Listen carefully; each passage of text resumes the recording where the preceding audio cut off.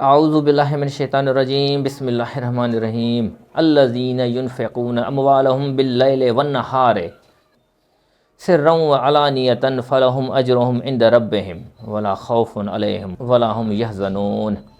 Rabbi इश्रह ली सदरी वयस्सिर ली अमरी वहलुल उक़दतम मिन लिसानी यफ़क़हू क़ौली। Rabbi यस्सिर वला तुअस्सिर वतम्मिम बिल ख़ैर व बिका नस्ताईन या फ़ताह या फ़ताह या फ़ताह रब्बि ज़िदनी इल्मा। जेके माण्हू पंहिंजा माल राति ऐं ॾींहं जो ॻुझी ऐं ज़ाहिरीअ तरह अलाह जे राह में ख़र्च कनि था, उन्हनि लाइ पंहिंजे पालणहार वटि वॾो अजुर आहे ऐं उन्हनि खे न भउ हुअणु घुरिजे ऐं न वरी उहे ग़मगीन ई थींदा।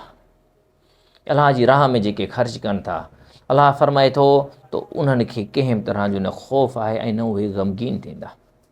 हाणे हीअ आयत अचे पई छो अॻियों जेको ज़िक्र अचे पियो उहो व्याज जो अचे पियो। व्याज खां पहिरीं जेको रुकू जी शुरूआति थी रही आहे त अलाह फरमाए थो जेको मुंहिंजी राह में ख़र्च कनि था न उन्हनि खे ख़ौफ़ आहे ऐं न उहे ग़मगीन ई थींदा।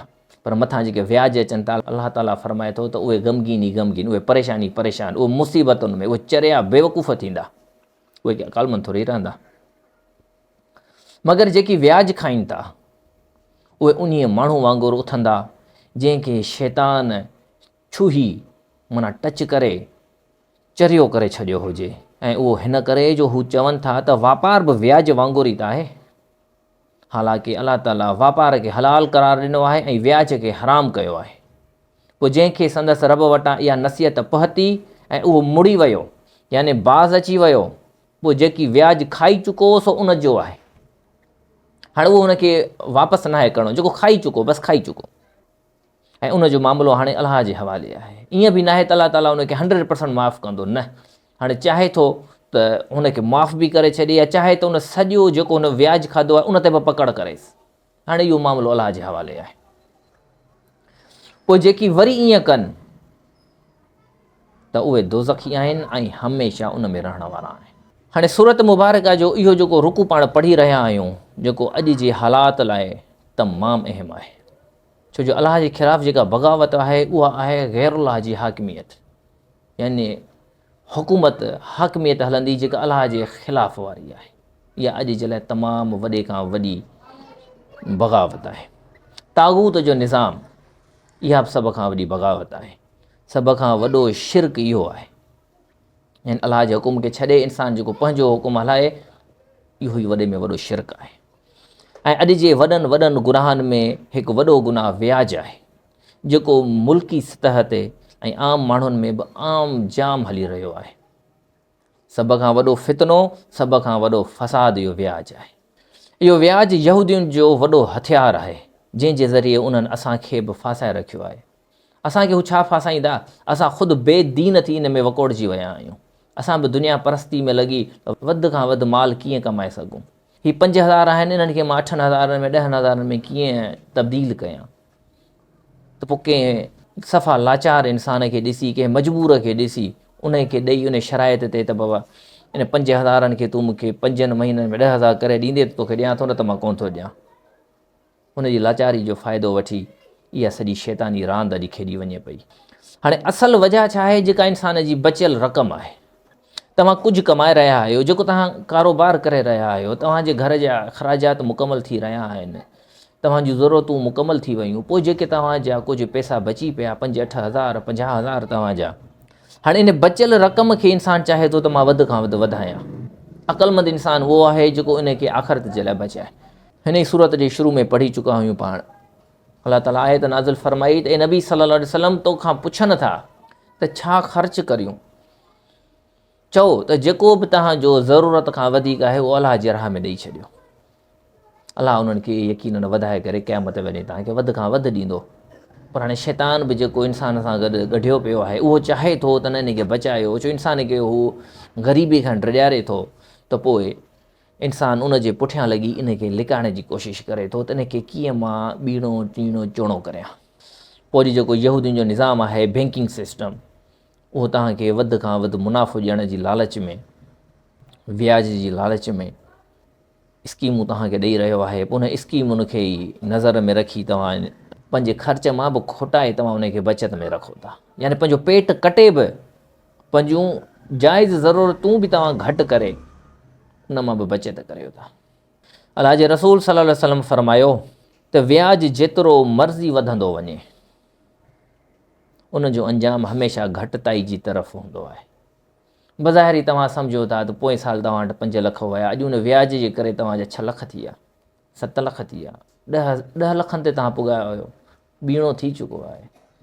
नज़र में त वधियल अचे पियो, पर अलाह जो रसूल फरमाए थो सल्लल्लाहु अलैहि वसल्लम इहो तव्हांजो वधियो कोन्हे, इहो तव्हांजो घटियो आहे।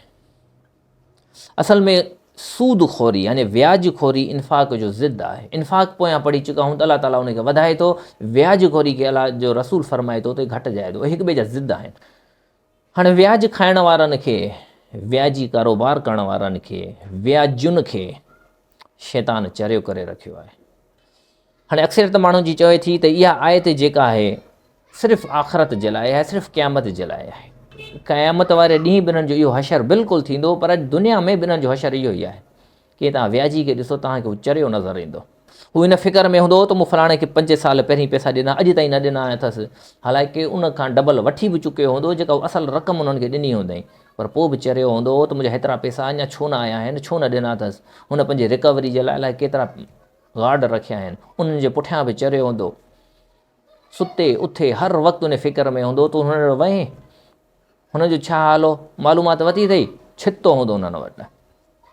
अॼु बि उहे बदबख़्त चरिया ई आहिनि।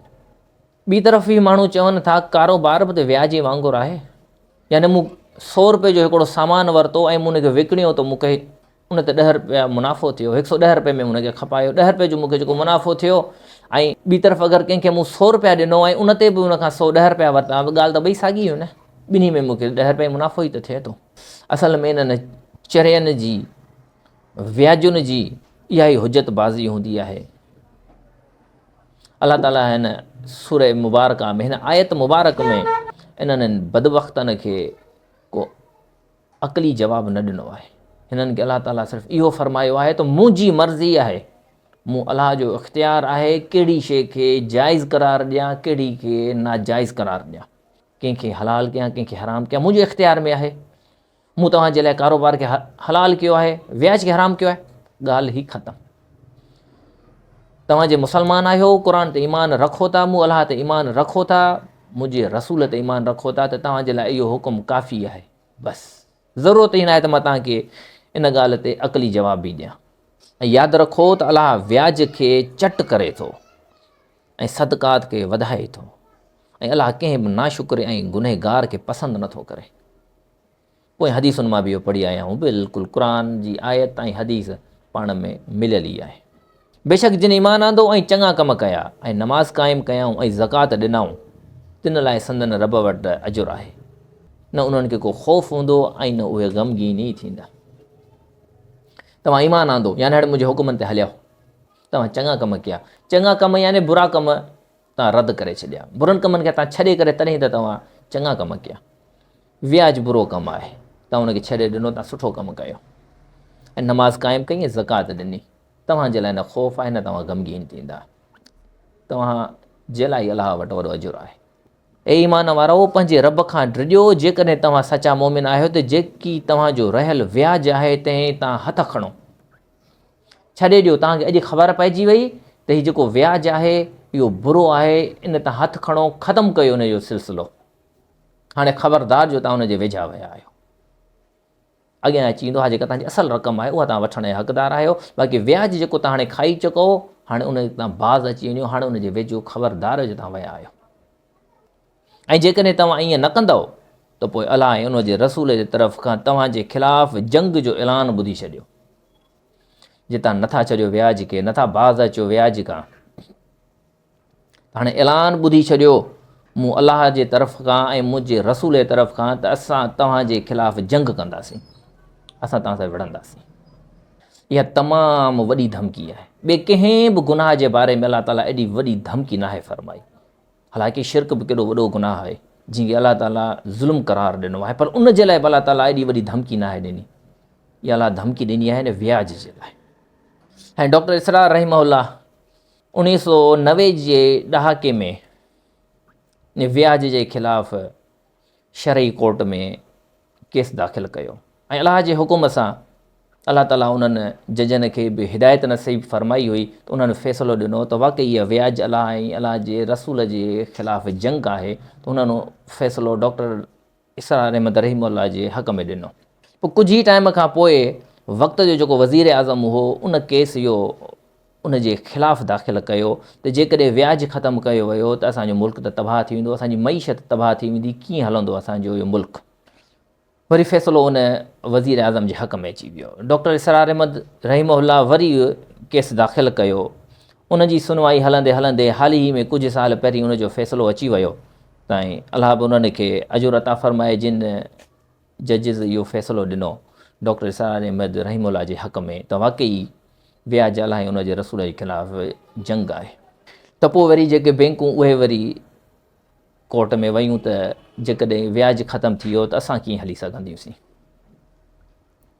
याने वक़्त जो जेको वज़ीर आज़म हुयो उन चैलेंज कयो वापसि अलाह खे त माज़ल्ला असां तोसां विढ़ंदासीं, व्याज खे ख़तमु करणु कोन ॾींदासीं। पोइ ही हाल ई में तव्हां इहो हाल ॾिठो जॾहिं 2019 में कोरोना आयो त अरबपति खरबपति लखपति माण्हू रातो राति ज़ीरोपति थी विया, छो जो उन्हनि जा जेके बि मामलात हुया व्याज ते हुया। ख़ुदि पाकिस्तान जी मईशत ॾिसो हिकदमि ठप थी वई, छो जो तव्हां अलाह उन जे रसूल सां जंग करे तव्हां कामयाबी हासिलु कंदा, मुमकिन ई कोन्हे का। नबी अकरम सल्लल्लाहु अलैहि वसल्लम फरमायो, मेराज जी राति मुंहिंजो गुज़र हिकु अहिड़ी क़ौम वटां थियो जिन जा पेट खॾनि जी मिसल वेकरा ऐं वॾा हुआ। खॾा हुआ जी खॾा हूंदा आहिनि की न, वेकरा ऐं केॾा वॾा गहरा खॾा हूंदा आहिनि, इन्हनि जी मिसल उन्हनि जा पेट हुआ जंहिंमें नांग हुआ जेके पेट खां ॿाहिरि नज़र अची रहिया हुआ। मूं जिब्राइल खां पुछियो त ही केरु आहिनि जिब्राइल? जिब्राइल ॿुधायो व्याज खाइण वारा, ही उहे बदबख़्त आहिनि जेके दुनिया में व्याज खाईंदा हुआ। हाणे सोचो हुई असांजे इन्हनि हुक्मरान जो छा हाल थींदो जेके अलाह सां जंग कयो वेठा आहिनि। न सिर्फ़ु हुक्मरान ऐं जेके असांजा आम माण्हू आहियूं उन्हनि जो बि छा हाल थींदो क़यामत वारे ॾींहुं। अलाह माफ़ी ॾे, अलाह असां ते रहम करे। तमामु संगीन मामलात आहिनि। जेसिताईं तव्हां पंहिंजे मुल्क मां व्याज नथा कढो, पंहिंजे मामलात मां व्याज नथा कढो त अलाह ताला जी रहमत बि तव्हां ते कोन ईंदी। क़ुर में अॻियां फरमाए थो, जॾहिं तव्हां मुंहिंजे हुकूमत तहत हलंदो त मां आसमाननि जा दरवाज़ा खोलींदुसि। छा जा दरवाज़ा? रहमतुनि जा दरवाज़ा। मां ज़मीन मां बि रहमतुनि जा दरवाज़ा खोलींदुसि। यानी हिकिड़ी ज़मीन जेको तव्हांखे अॼु मिसाल तौरु 2 मण फ़सुलु ॾिए थी ऐं तव्हांजे व्याज जा मामलात कढी छॾींदा त अलाह फरमाए थो त उहा तव्हांखे ॿीणो टीणो चोणो फ़सुलु ॾींदी। केमिकल इस्तेमालु करे बि तव्हां 2 मणनि खां वधीक फ़सुलु नथा कढी सघो, पर अलाह ते भरोसो करे तव्हां उन मां 10 मण बि कढी सघो था। इहे तव्हां तॾहिं उन जा मुस्तहिक़ थींदा जॾहिं तव्हां अलाह जे हुकुम ते हलंदा। सभ खां बुछड़ो जेको अमल आहे व्याज आहे, इन खे कढो। व्याज ज़ुल्म बि आहे। हिकु माण्हू खे तव्हां 5000 कर्ज़ ॾेई उन खां ₹1,00,000 वसूल करियो था साल जे अंदरि, इहो ज़ुल्म न आहे। पर जेकॾहिं अव्हीं तौबा था करियो त पोइ अव्हां लाइ सिर्फ़ु अव्हां जी ॾिनल असली रक़म आहे। जेका तव्हां रक़म कंहिंखे ॾेई चुका आहियो बसि उहा वठोसि, ऐं न तव्हां कंहिं ते ज़ुल्म कयो ऐं न तव्हां ते को ज़ुल्म कयो वञे। ईअं न त तव्हांजी असल रक़म बि हाणे खाइजी वञे, तव्हां ते बि ज़ुल्म कोन थींदो। तव्हां बि त न करियो कंहिं ते ज़ुल्म। ऐं जेकॾहिं को कर्ज़ी तंग दस्त आहे त उनखे आसूदो थियण ताईं मोहलत ॾियो। ऐं जेकॾहिं तव्हां सम्झो त बहितरी इन में अथव त सदके तौरु माफ़ु करे छॾियो। हुन ग़रीब खे तव्हां 10,000 ॾेई करे लख त वसूल करे चुका हुओसि न, ज़ुल्म त करे चुका हुओसि न। हाणे भला तव्हां अल्हम्दुलिल्लाह बाज़ बची विया हो इन व्याज खां, हाणे मथां मज़ीद तव्हां हुन ते 1.5 लख चाढ़े चुका हो उन सूद जे करे, त हाणे उनखे उहो तव्हां जेको छॾियो आहे, हाणे बहितर इहो आहे त भला हिनखे मोहलत ॾियोसि, हिनखे तंग न करियो त 1 तारीख़ ते ॾे 5 तारीख़ ते ॾे, उनखे बि मोहलत ॾियो। पर अञा बि सुठो तव्हांजे लाइ बहितर इहो ई आहे त हाणे सदके तौरु माफ़ु करे छॾियोसि। भला निचोड़े त छॾियो अथव, ग़रीब खे अञा बचायो छा अथवसि। नुज़ूल जे हिसाब सां क़ुर मजीद जी आख़िरी आयत आहे जेका नबी करम सल्लल्लाहु अलैहि वसल्लम ते वही जली थी आहे, यानी क़ुर जी जेका वही थी आहे उन में ई आख़िरी आयत ई आहे। ऐं उन में भला जो अंदाज़ ॾिसो त केॾो सख़्तु अंदाज़ आहे। पहिरीं बि आयतूं पढ़ी चुका आहियूं इन सां मिलंदड़ जुलंदड़। ऐं इहे इंसानो उन ॾींहं खां डिॼो जंहिं ॾींहुं तव्हां पंहिंजे परवरदिगार जे हुज़ूर में मोटाया वेंदव। पोइ जंहिं जेकी कमायो हूंदो तंहिंजो खेसि पूरो पूरो बदिलो ॾिनो वेंदो ऐं कंहिं ते बि ज़ुल्म न कयो वेंदो। यानी हिते बि उहा ई ॻाल्हि अचे पई, अलाह ताला उहो ई फ़रमाए रहियो आहे त तव्हां जेको कमायो हूंदो तव्हांखे मां उहो ई ॾींदुसि। तव्हांजो कमायल ईअं कोन हूंदो हिकिड़ो नेक माण्हू हूंदो, तव्हां उनजे पुठियां लॻी चुको, उनजे मरण खां पोइ बि तव्हां उनजे पुठियां उनजी दरगाहुनि ते पीरी मुरीदी में मुलविस हुयो त हू असांखे छॾाईंदो या हुनजा नेक अमल असांखे मिली वेंदा, कुझु बि कोन्ह थींदो, तव्हांखे पंहिंजी कमाई मां मिलंदो। यानी हिते बि शफ़ात जी नफ़ी बि अचे त तव्हांजी शफ़ात न थींदी, तव्हांखे पंहिंजनि अमलनि जो इनाम ॾिनो वेंदो ऐं तव्हां ते कंहिं बि तरह जो ज़ुल्म न कयो वेंदो। हाणे व्याज जे बारे में 2 हदीसूं पोयां मूंखां रहिजी वियूं, उनजी मां हिते थोरी वज़ाहत करणु चाहियां थो। रसूलुल्लाह सल्लल्लाहु अलैहि वसल्लम फरमायो, व्याज खाइण वारे ते, व्याज खाराइण वारे ते, उन जे ॿिन्ही गवाहनि ते ऐं उन मामले खे लिखण वारे ते लानत आहे। हे तव्हांजो दस्तावेज़ ठाहे वेठा आहियो, तव्हां 2 ॼणा उनजा गवाह थिया वेठा हो, हालांकि उन में तव्हांजो ॾे वठि ॿिन्ही खे कोन्हे, ॿिन्ही खे फ़ाइदो कोन थो थिए। अलाह जो रसूल फरमाए त तव्हां ॿिन्ही ते बि लानत आहे। एॾो बुरो अमल आहे, इन खां सभ खां परे रहो। ॿी जॻह ते नबी अकरम सल्लल्लाहु अलैहि वसल्लम फरमाइनि था, जंहिं क़ौम में व्याज ऐं ज़ना जो ग़लबो थी वञे थो त उहे माण्हू पंहिंजे मथां अलाह जे अज़ाब खे हलाल करे वठंदा आहिनि। हालात आहिनि असां में, अॼु न आहिनि। असांजे मुल्क में जेतिरी ज़ना आम आहे ओतिरो निकाह कोन्हे। निकाह जे लाइ त शराइत आहिनि, यानी उहो छोकिरी वारा पाण वीचारा ग़रीब हूंदा, पर छोकिरे वारे ते शर्त रखियो वेंदो त हेतिरो वेल सेटल्ड हुजे, गाॾी हुजेसि, घर पंहिंजो हुजेसि, माउ पीउ बि न हुजनिसि जीअरा, उहे बि असांखे परेशान कंदा, उन जूं भेणूं बि हुजनि शादीशुदा थी वञनि, बसि अकेलो हुजे असांखे ॾेई छॾनि, अञा वस पुॼेनि तो छोकिरे खे बि घर वठी अचनि। पर बहरहाल इहे सभु शराइत रखण खां पोइ बि त उन छोकिरी जे निकाह में देरि थिए थी, ताख़ीर थिए थी, या उन जे उबतड़ छोकिरे जे निकाह में ताख़ीर थिए थी। उहे ज़िना अॼु असां वटि आम जाम लॻी पई आहे। ऐं मथां व्याज खे असां बिल्कुलु हलाल करार ॾिनो आहे। उन जे सवाइ त असांजूं अयाशूं पूरियूं थियणियूं कोन आहिनि। असांजे हुक्मरान जूं छा आहिनि, अयाशूं ई त आहिनि। पोइ अयाशूं पूरियूं करण जे लाइ व्याज ई हिकिड़ो नंढो ज़रियो आहे। पोइ जेका बजट अचे उनखे खाई ख़तमु करे व्याज में उन मां फ़ाइदो हासिलु कनि था। इहा ई वजह आहे त अॼु असांजे मुल्क में न बरकत आहे ऐं न ई अलाह जी रहमत। अलाह असां सभिनी खे हिदायत ॾे ऐं असां ते पंहिंजी ख़ासि रहमत करे। व आख़िर दवाना अनिल हम्दुलिल्लाहि रब्बिल आलमीन।